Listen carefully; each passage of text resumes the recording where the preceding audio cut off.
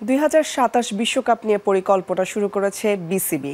কেন্দ্রীয় চুক্তি থেকে নিজের নাম সরিয়ে নিয়েছেন মাহমুদুল্লাহ রিয়াদ, ওয়ানডে থেকে অবসরে গেছেন মুশফিকুর রহিম।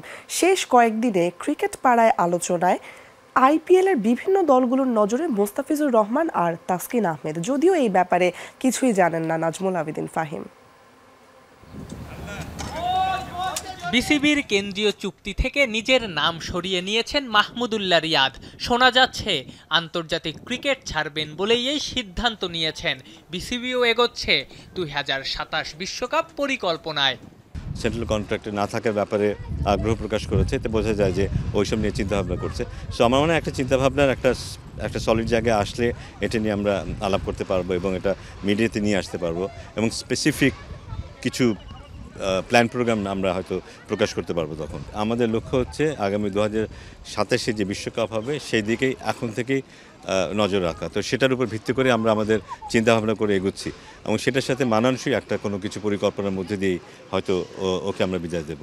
তরুণদের সুযোগ করে দিতে বেশ কদিন আগে ওয়ানডে থেকে অবসরে গেছেন মুশফিকুর রহিম। রিয়াদও হাঁটছেন একই পথে। দুই সিনিয়রের এমন সিদ্ধান্তে বিসিবি পরিচালকও খুশি। ওরাও জানে যে কখন সরে আসতে হবে। আমার ধারণা যে হয়তো চ্যাম্পিয়ন্স ট্রফিতেও তারা হয়তো এটা নিয়ে চিন্তা ভাবনা করেছে, তখন হয়তো এটা মাথায় এমন একটা কিছু ছিল। সেই সময় হয়তো অ্যানাউন্সমেন্টটা আসেনি, কিন্তু তার পরপরই মুশফিকুর রহমান তার অ্যানাউন্সমেন্টটা ঘোষণা করেছে। মাহমুদুল্লাহ রিয়াদও আমাদের সাথে আলাপ করেছে। So I think it's a very good sign যে, এবং তারাও উপলব্ধি করে যে এখন সময় হচ্ছে 2027 প্রস্তুতি নেবার এবং যারা নতুন তাদেরকে জায়গা করে দেবে, এই জিনিসটা তারা উপলব্ধি করে।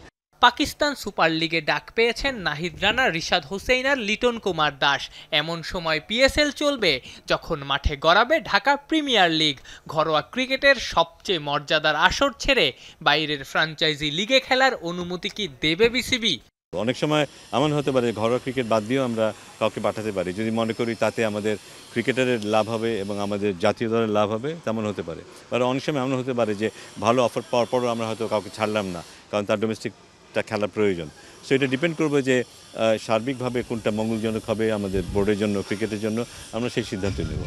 শেষ কয়েকদিনে ক্রিকেট পাড়ার আলোচনায় আইপিএলের বিভিন্ন দলগুলোর নজরে মুস্তাফিজুর রহমান আর তাসকিন আহমেদ, যদিও এই ব্যাপারে কিছুই জানেন না নাজমুল আবেদিন ফাহিম। আসলে এই ধরনের কোনো ধরনের আসলে আলোচনা হচ্ছে কিনা কোনো ক্রিকেটার সাথে কোনো আলোচনা হয়নি নিয়ে, আপাতত কেউ এনএসিও চায়নি, কোনো আলোচনা হয়নি। আফনান পিয়াল, যমুনা স্পোর্টস, ঢাকা।